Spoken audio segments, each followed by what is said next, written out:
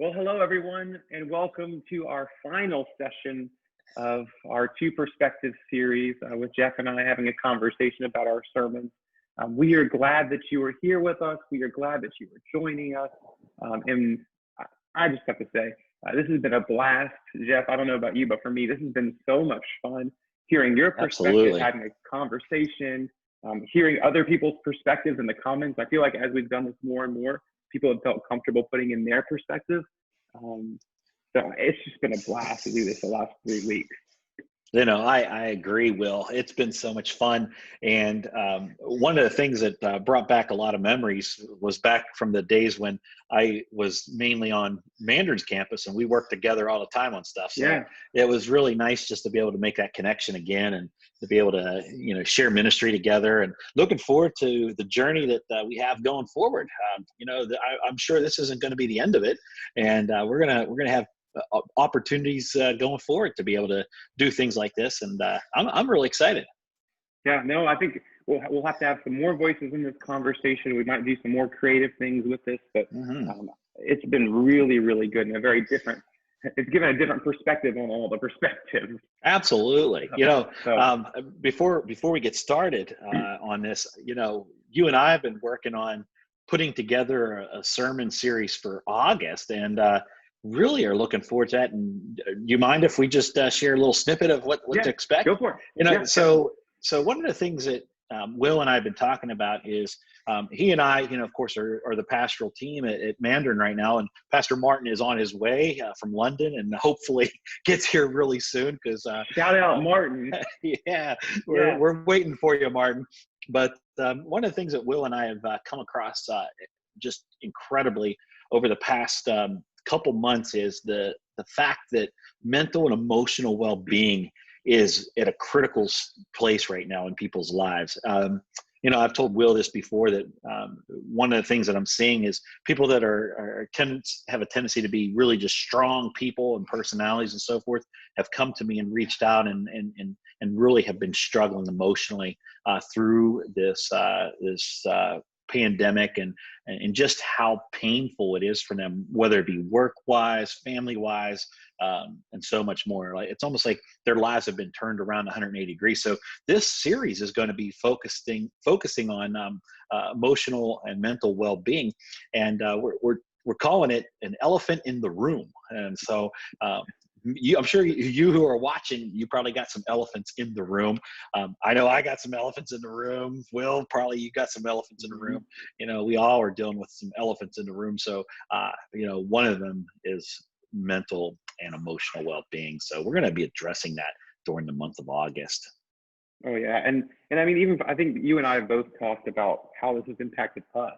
Like we both been hit our moments, hit our wall, and we're like, we can't do anything else. And if we just kept pushing through and pushing through and pushing through, we would eventually have these unhealthy things that would explode out of us because we're just so tired and exhausted. And sometimes it might be 1 o'clock in the afternoon and we work all morning and we're like, no, I got to take a 30-minute break, an hour break, and I'll go out in the garage and maybe do some sanding and some refinishing of furniture. Or you might go kayaking for an hour. And there's these things that you can do to kind of help yourself as you're going through these very unprecedented, crazy, weird times that we're in. And the world is not the same in which we just kind of push through as we had before. There's moments in which you just have to stop. And I hopefully this series helps us kind of gives me and you and everyone all these tools that we can kind of think about how do we care for ourselves mentally, emotionally, spiritually, physically through this pandemic, because it's a lot and it's tough. Absolutely. I'm looking forward to it. Yeah, it's gonna be really, really good. So you can follow us along on Facebook at Connection, at Mandarin United Methodist Church, or what is your Facebook page, Jeff? Longleaf Church? Longleafchurch.net. Longleafchurch.net or MUMC.net for us online, or on Facebook or Instagram or whatever social media platform you want to use. So let's jump into Exodus 18. Are you all right with that? All right. Yeah, absolutely. So, this is a good piece here. Oh my goodness. Yeah, this passage is just full of stuff. So I'll start with asking you the question, kind of what made you go the way in which you went with your sermon? So I'll be honest with you. I've read over this before, but I've never read it in depth. And so whenever I came across this passage, I thought, my goodness, this is so relatable to what we're dealing with today. And so thank you, Will, for letting God lay this passage on your heart for us to be able to preach on. I just really was touched by this whole passage. But as I began to read through this passage, and as I began to pray and discern about where to go, I really resonated with both Moses and Jethro. I resonated it with the fact that Moses was, like I said in my sermon, was a solo heroic leader, really trying to handle all of this on his own self.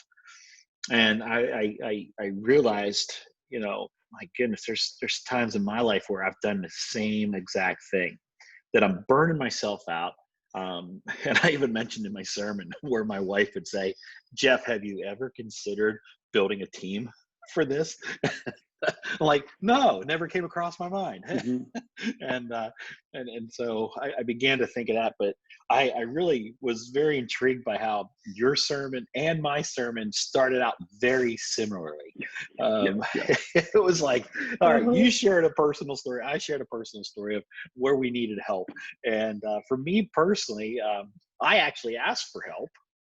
You continue to be stubborn and do it on your own, and you paid the price for it. But I'll let you explain your sermon. But for me, I realized in that moment when my son came to help me, how important it is to ask other people whenever you need it, and the importance of being community, being a family, knowing that we don't have to go about life all alone, and how much better life can be, not only for your own self, but for the whole.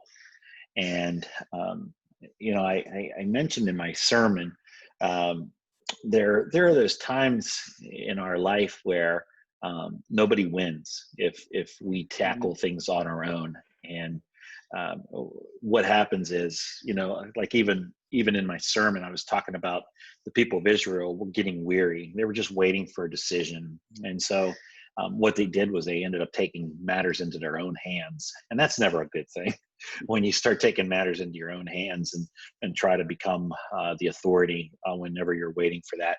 And the only problem about that was there just wasn't enough people to handle these things. They were overwhelmed with numbers of people that needed decisions being made. So, I really resonated with this whole passage of scripture. And then Jethro, whole thing about Jethro and the wisdom and the understanding and the knowledge that this man had, was just really cool too. So that's where I went. I really felt that this was a passage that can be very relatable in today's day and age. Oh yeah. The way in which I kind of do this, the way I found this passage, I was going through the Torah, Genesis, Exodus, Leviticus, Numbers, Deuteronomy, through my Bible. And oftentimes, I think I showed this last time, I have highlights and I have like just sections in which I just mark up ridiculously amounts. Shout out to you, Jeff, because you gave me this Bible for ordination. Yeah, that's right. Because you know how much I love writing in Bible. Exactly. Yeah. So when I was looking through Exodus, I was going through 1 or 2 chapters a day. And I hit this passage here of Exodus 18. And all this note, I don't know if you can see this, but all of these notes are from like 5 or 6 months ago. Wow. And it was just sitting here. So I was looking through and I was like, I know there was something within me that was like, we have to ask for help, because I was recognizing in my own self that I struggle for asking for help. I think, and I shared those 2 pieces of, it's the idea of control on one hand, and then the idea of pride and my ego. It's like, I don't want to appear vulnerable to somebody else. And I think I was like, there's a scripture passage scripture piece that I read a while ago, and I went back and just read through all those pieces, and I was like, oh, this is the one that we can preach on, because it's so good. Yeah. And I was working on it, and I remembered that story of taking that stupid bed downstairs, through the living room, through the porch, upstairs. And I was like, and my favorite part of the whole story is the electrical cords that I kind of tied around the mattress myself. Now that mattress, I mean, it's so flimsy that it hits everything. And I should have just waited and asked for help. And I'm like, no, I'm too stubborn. I know exactly the way I want to do this. Oh man. And I can do this on my own. Yeah. That's all you could find, huh? Yeah. No, it's just, yeah. And I couldn't cord. pull it up myself. We didn't have any rope. And I'm like, well, we've got electrical cords. That's great. So I had to sit with it for a little bit about why do I struggle asking for help? Because it would have been really easy to just say, yeah, we have to ask for help. Okay. But there's the things behind that about why. And I mean, I know a few other people, Julianne Tevlin and Ann Griswold will give us a few different reasons why they struggle asking for help on Facebook. So thank you to you two for your perspective. Oh, good. Thank you. Which was incredible about you might struggle for asking for help because somebody might say no. You might struggle asking for help because you feel like you're putting somebody out. And I mean, those are just different reasons why we all struggle asking for help. I don't think it's a natural go-to to ask people for help because we want to do it ourselves. That's the same thing that Moses came up to. So that's kind of the reason why I kind of went with that direction. It came to me 5 or 6 months ago reading this, and I wrote all my notes out. And I'm like, in this time of coronavirus, like let's just be honest and real. We all are struggling. We all are tired. We all sometimes just need 2 hours just to sit and watch Netflix or do something for yourself because we're all exhausted. Yeah, absolutely. So there's just so much grief. Yeah, so much grief, and the grief is on so many different levels, and we don't necessarily know how to handle our grief. Some take it and keep it internal. Other people express it verbally or with anger and so much more. And some people, I've seen people that may have never posted the way they posted before. and it's ugly. And I've seen friends say, I'm no longer going to stay on Facebook, or I'm deleting my account, or I'm blocking this person. I've blocked my entire family, or they blocked me, or I'm seeing all these comments go through through high school friends, college friends, neighbors, church family. I mean, no one's exempt from this. Yeah, no. And I've noticed that if you don't deal with that grief, the thing that you're dealing with, loss or anger or frustration or fear or anxiety, if you don't recognize it, it's going to leak out into other pieces of your life. Leak out in your family life, leak out into your work life, leak out into just you lashing out 2 days after that thing you didn't deal with happened. It comes out in these unhealthy ways, especially on Facebook and Instagram and all these different places. So yeah, and so it's so vital that in this time of need that we reach out. Yeah. Oh yeah. Really. Well, I want to share. For me, there were two things. Or I guess there was one thing that really stuck out to me in your sermon, and then one question I had for you. Absolutely. I love the way in which you were talking about the people waiting to be judged by Moses, and like sitting there for hours upon hours waiting to go up to Moses and seeing, is this right? Is this right? And almost like it's just that waiting game. And I loved how you kind of tied it in implicitly and explicitly, like waiting in line for the corona test. To see, am I going to have this or not? I never thought of that before, of like the patience that it took for people and how it takes a lot of people patience now as they're waiting in line for their test. They might be waiting for 5, 7, 10 days to get the results back. And you have this like innate, like this anxiety that builds as you're waiting. And like how hard that must be. And I don't know if that was a side note for you, if that was a main piece, if that was something you added on the fly. It was something I added on the fly. Literally, I was sitting there and as I'm looking into the camera, sharing that, it's just like, oh my goodness, it's like all these people who are sitting in line waiting to get their corona test or COVID test, and it just was like, boy, the people waiting for Moses to make a decision here, they probably were feeling the same thing, and they're probably like, I'm done. I'm going home. We'll just Yeah. figure it out on our own. And then, it could be very detrimental to a family unit. I was thinking as you were talking, it's probably like sitting at the DMV for hours, you know, I don't know what's worse. yeah, the DMV, it's pretty painful to sit there. So I will say, shout out to St. John's DMV. They were incredible the last time I was there, maybe 7, 8. We actually ran into each other at the DMV the last time I was there. Oh yeah, that's Karina was right. getting a new license, and I think, what were you doing I there? think Was somebody getting a license? I think it was Abby that was getting Was her it Abby? permit. Yeah, Yeah. we ran into each other just randomly at the Uh-huh. DMV, and it was a delight. I mean, it's always a delight to see you, but it was a delight to just to be in the DMV because nobody was there. I know, which is like, now I've been up to Duval County to the DMV. It's a totally different world up there. It's like Moses and waiting for a decision. Okay, so Duval County is pre-Jethro. St. John's County Yeah, is post-Jethro. exactly. Sorry, Duval County. We don't mean I know. to make No, fun. we love you, Duval County. Yeah, we do. We do. Okay, so anyways, I love that piece of your sermon. The question I had is you brought up all these stats about why we as Americans kind of struggle with taking time off, that we kind of bank our hours or we don't take time off or we don't feel like we have time to take off. Why do you think we struggle so much with finding time to take off, to get away, to not work? Yeah, no, that's a good question. Many times, I think about my own personal context. Will, I grew up in a household.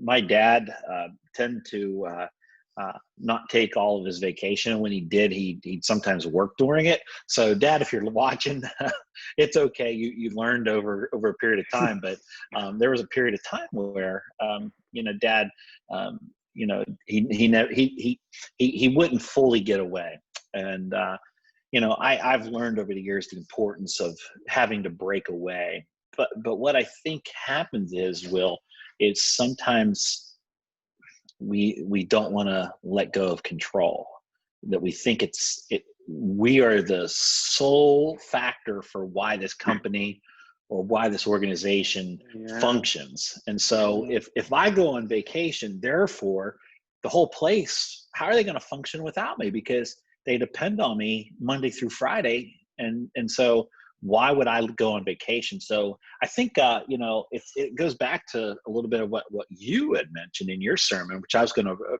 prompt you on and question you a little bit more about, was the two pieces that you thought was control and pride. And so honestly, I think that's a big part of why people don't go on vacation, because they don't want to let go of control of their workplace. And they're very prideful by saying that my workspace, I created this. And so no one else is going to be able to understand it like me. And therefore, this work is not going to be accomplished the way I think it should be. Yeah. So I think that's one of the biggest points why Americans have such a hard time taking vacation time, because they just can't break away from that control and that pride. Yeah, the ego gets in the way so much. I mean, we think that if we leave this organization, the whole thing is going to shatter in a million pieces. Mm-hmm. Yet the interesting thing is, when you actually learn to take vacation and you get away, the thing still exists. The thing still goes on. No, it's not like the whole thing bottlenecks and just dissipates. Yeah, go ahead. No, go ahead. No, you're good.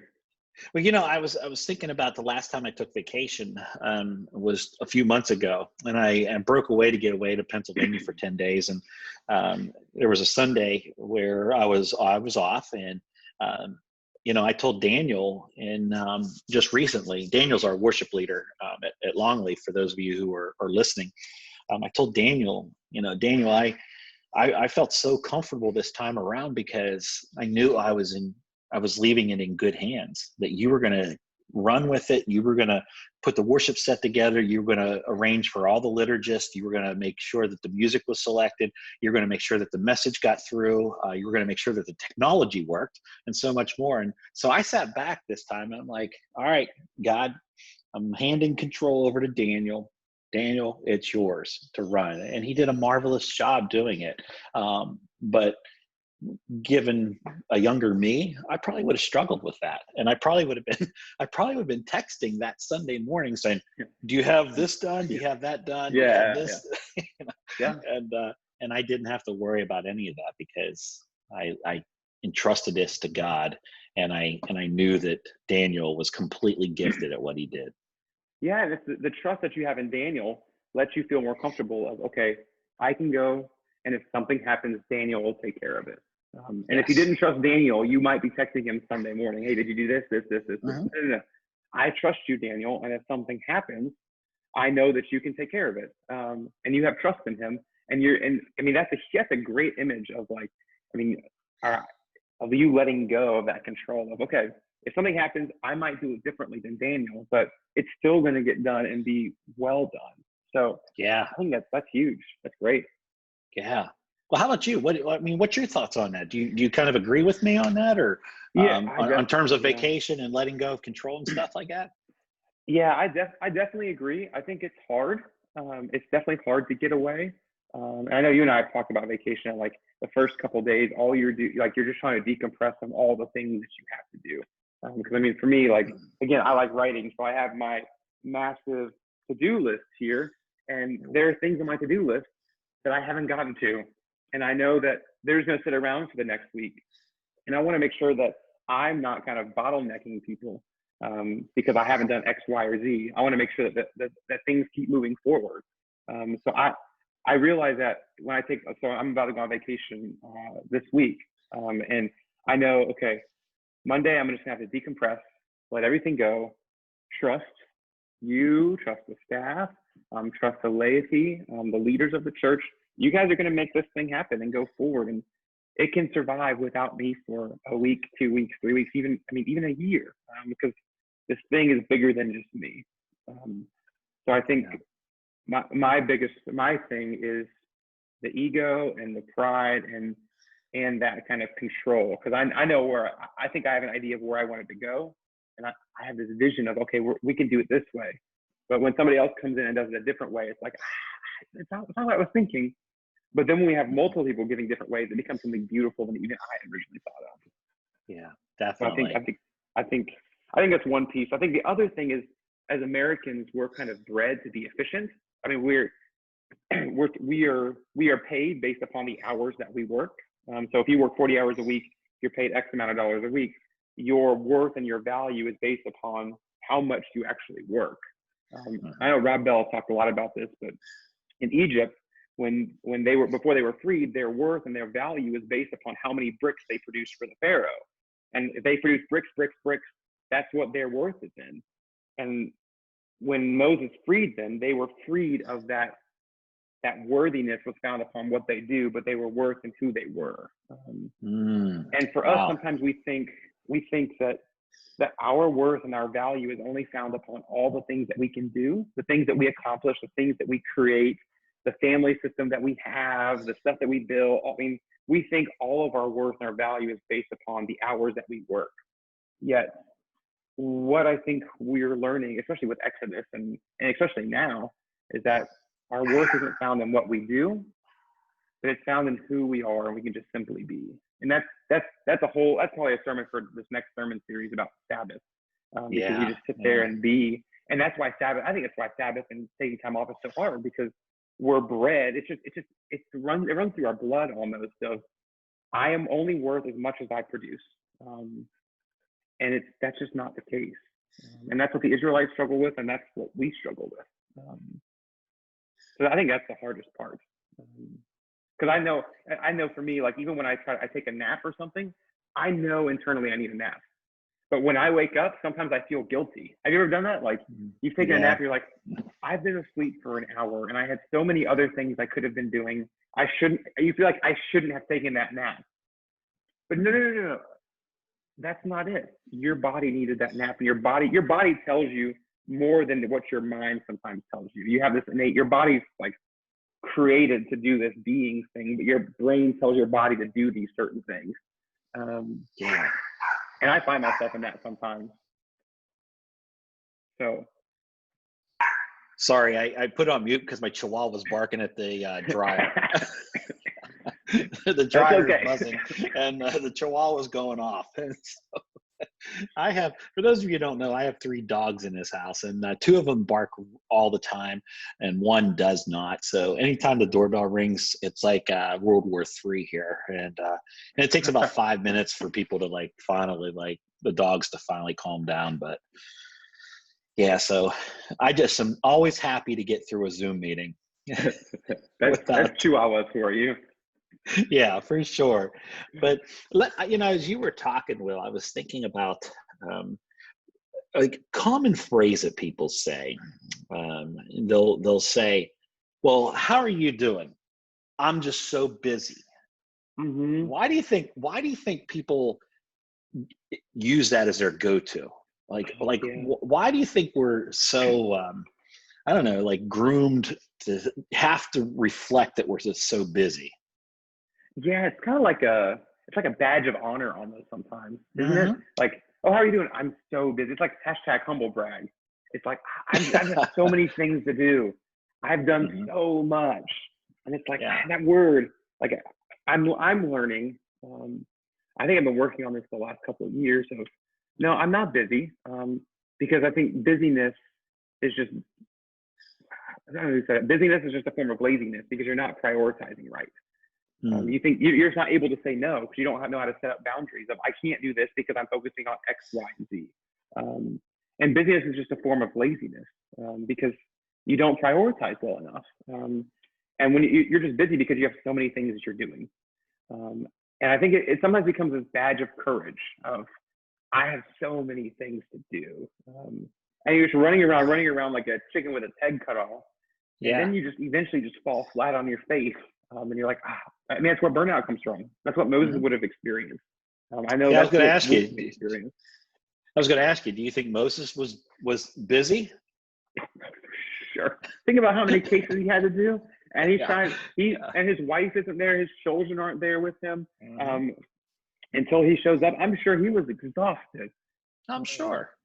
No doubt.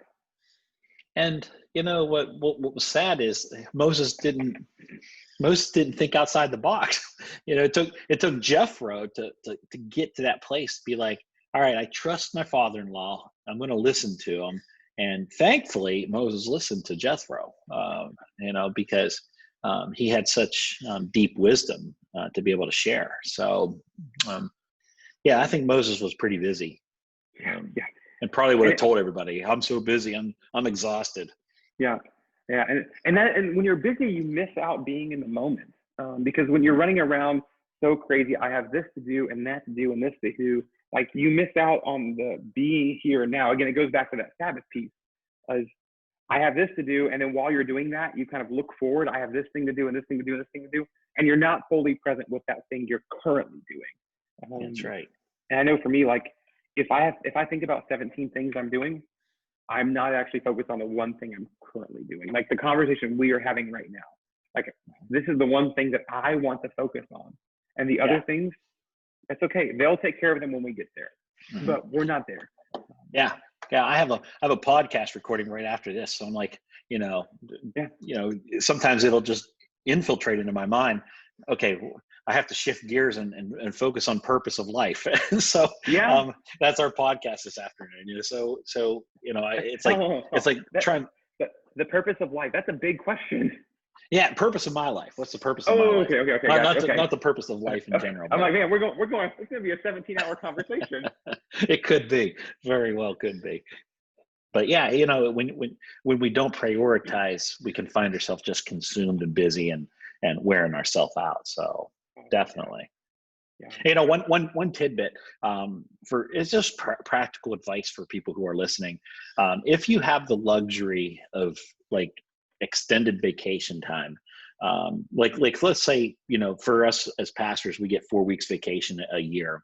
And so we can take those vacations almost anyhow we wish. Of course, you're not going to take vacation on Easter Sunday or during, Advent or like Christmas Eve or anything, but if you want, we can craft that. And I've come to find, Will, that if I take 1 week of vacation like you mentioned, it takes me like 3 days to decompress.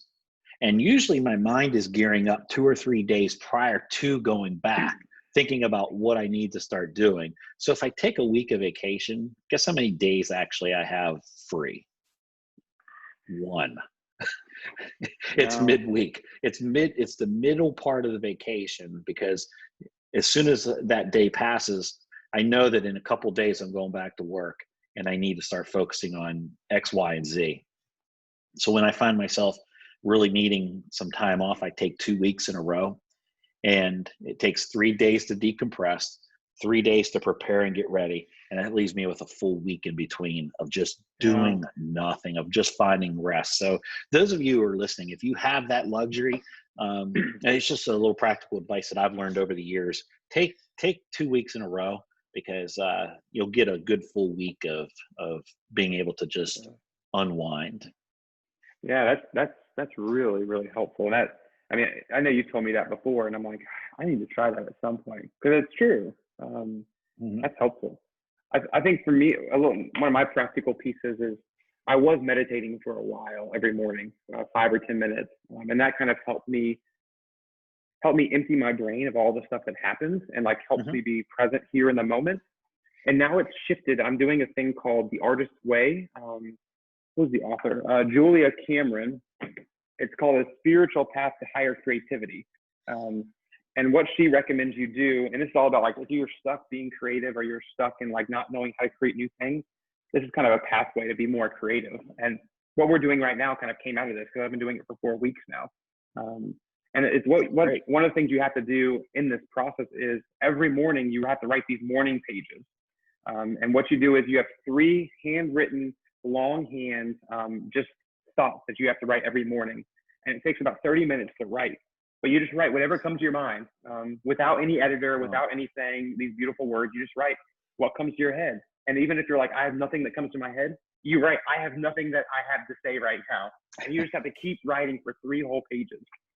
And that for me has kind of centered me for the whole day. Now that I've been doing it for 3 weeks or 4 weeks, it's still really hard and difficult, because Mhm. sometimes I have nothing I have to say. Other times I just talk about one thing for all 3 pages. And writing it out longhand has been so helpful, because it helps me kind of process some of this stuff, Yeah. and it gets it out of here into some sort of like tangible piece that I do. And that Wow. centers me for the whole day. So if you, That's great. it's been really, really hard. It's a 12-week process. You Yeah. also have to take yourself on an artist date, just you and your artist, and you have to go and do something that you wanted to do for a while. Huh. So and you have to do it by yourself. So I've been surfing. I've gone to an estate sale. I've refinished furniture a few times, because that is my thing that I love to do. And it's just Yeah. me and my inner artist going on a date. And I That's won't tell you cool. anything. I won't tell you anything about what happens on that time. I won't tell you about my 3 pages, because it's just between me and my inner artist. But it has been so helpful these 4 weeks, and I've got 8 more. So Well, good. I'm looking forward to yeah. seeing how it turns out. Oh yeah. Excellent. Well, can we change gears a little bit here? I Yeah. got a few more things. I know we've already covered a bunch of ground. Oh, Um, yeah. are there other things that you thought of that you wanted to include in the sermon, but it just didn't happen, or it didn't flow, or you found some interesting pieces, or like, oh, I wish I could have added this, but it just didn't fit? Yeah, there actually were. I wanted to. Um, I, I really was intrigued by Jethro. I didn't know much about Jethro until really this message, and just going deeper and finding out. And Jethro really was quite a family man. Really cared for his family. He met this young refugee Moses, and he thought Moses to be Egyptian, and thought of his daughter Zipporah, and and she wasn't married, and so Jethro, you know, sees what potential Moses has and brings these two together. And um, I just thought that was really profound. How Jethro was really um, methodical in who he was going to bring into his family. And, of course, Moses becomes very powerful and famous and so much more. And yet in the midst of it all, Jethro still finds a way to give him such sound advice. And Moses was receptive of it, which is wonderful. So there wasn't a pride for Moses, you might say, but there was a willingness to let down some of that pride, for the sake of growing, and that led, um,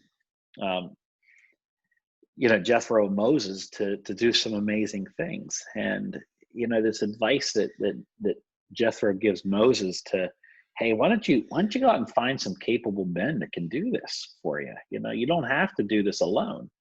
Well, as I began to dig deeper, I began to find it, as Moses began to create the structure, it was quite a structure. If we look in scripture, there was thousands, there was hundreds, there were 50s, and there were groups of 10. And, the groups of 10 were generally family units, and it increased over a period of time. And as I researched this a little bit, do you realize there were 600 judges over thousands of people? That there were 6,000 judges over hundreds of people? That there were 12,000 judges over 50s of people? And that there were 60,000 judges over tens? So you're looking at over 78,000 judges, over this course of time. So this is a massive structure. I mean, it wasn't like he was asking like 10 to 12 guys to come and help him. Yeah. This was a gigantic structure that he had to create. So I'm thinking to myself, how in the world did Moses do this by himself? Yeah. It was just mind-boggling. I'd be exhausted, Yeah. to handle all these cases. And so, it just, I'm going to give you a shout out, Jethro, for giving wisdom like this to Moses, to create a structure that was not only going to alleviate Moses' stress, but to alleviate the weariness and the stress of all the people of Israel. That was pretty cool. Yeah. Oh, yeah. It's interesting when you ask for help, it helps you and it helps the person, or the person that's wanting to help you. Oftentimes it helps them as well. But there's also those innocent bystanders that you might lash out at, or that person might lash out at because they haven't experienced the giving of their help. And like the way in which you accept help and receive help, and give help impacts not just you and that particular person, it impacts everybody. So like Moses and Jethro's relationship impacted the entire tribe of the Hebrew people, the Israelites. So it's not just a simple transaction. If I ask you for help to, I don't know, help me move some furniture, no, it impacts how I relate to my family, you relate to your family, and it spreads. If we as people could just understand the importance of helping each other, and the far-reaching, benefits that this could have upon our sphere of influence. Yeah. Oh yeah. Oh yeah. Well, I almost wrote a second sermon. Because there was one piece of this, I was reading through a commentary, and they brought up a very new piece that I've never thought of. When you read all of Exodus 18, you think about when Jethro arrived with Zipporah and the two sons of Moses.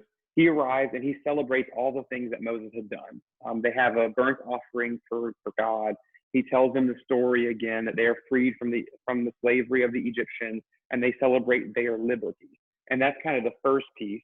And then you kind of have the second section about Moses trying to judge everyone, and then Jethro gives him his advice. And sometimes we kind of separate those things, but this commentator puts them together and says that Jethro is celebrating this new movement of the Israelite people, that they're freed from having to do certain things. They're freed from their efficiency.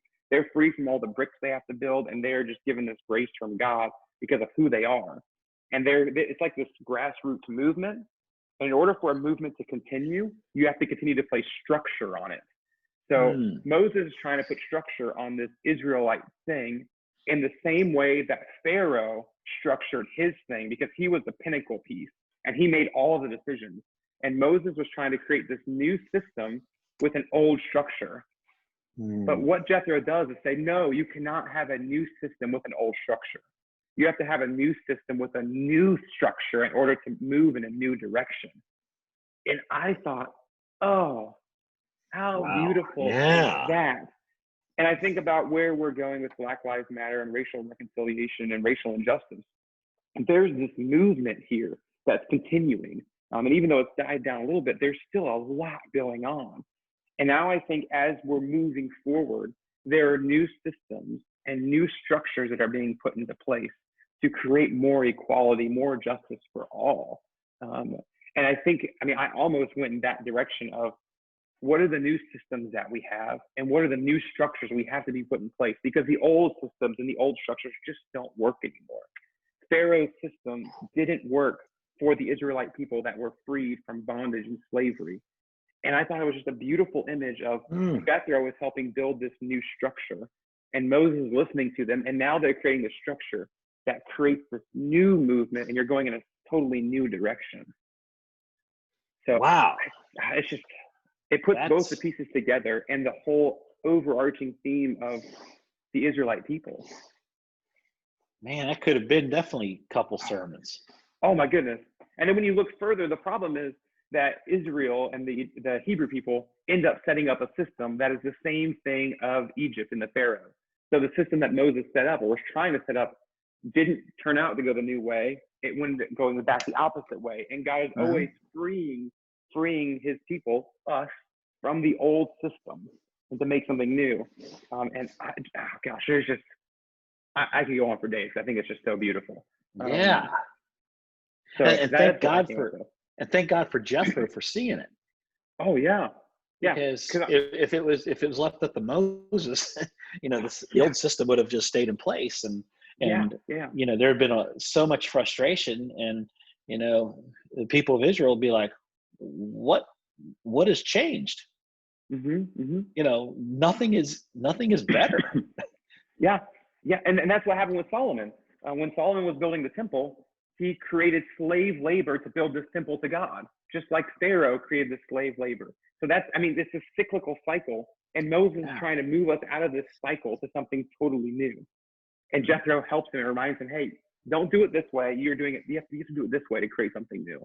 I think that's where we're going as society, as humanity. We're creating these new systems because we're realizing the old systems don't work. It works for a select few, those higher up people, those Pharisees, but it doesn't work for everybody. So it's just, oh man, wow, that's beautiful. That would have been a deep sermon. Yeah, we'll leave that there, and that'll be a sermon at some point for Exodus 18. Yeah, you need more writing space in your Bible. Yeah, I need a lot more writing space in my Bible. That's what another journal is for, and then the Word document once I take all my notes. There you go. Very good. Well, I know we've covered a lot here. Sure have. I'm sure we can keep talking about this for a while. Are there any final words, final thoughts before we close? Not so much this week. I think we covered our base pretty well. I just want you who are listening to just know the importance of taking time to be renewed, to be recharged. And as you do that, don't feel like everything is on your shoulders. That there are people that are willing to help. And, I mentioned in my sermon about building of teams, my wife telling me that, and there's so much wisdom in that. Look at the people around you. Some of the best leaders build teams. And if you have the opportunity to build teams around you, whatever it is that you do that and trust in the people that you're working with to do that job for you and not have to worry about losing control. Yeah.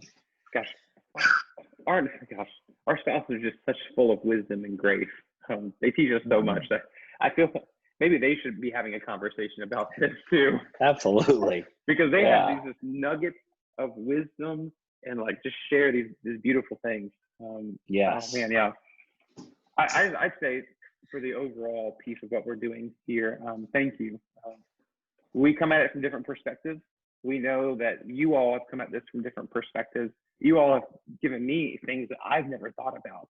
And thank you, because that's helped me in my own journey of faith, my own journey of how I understand scripture, and helps me in my own life of how do I connect with God and how do I learn to let other people help me, or how I see Noah, or how I think about healing. I mean, these 3 texts, you guys have helped me a ton.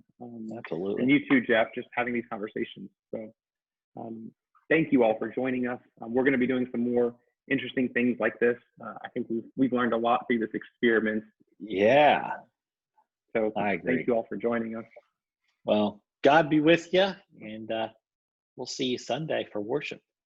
We will see you Sunday for worship. And have a good vacation, Will. Take that time off. Thanks, brother. Thanks for helping me with while I'm off.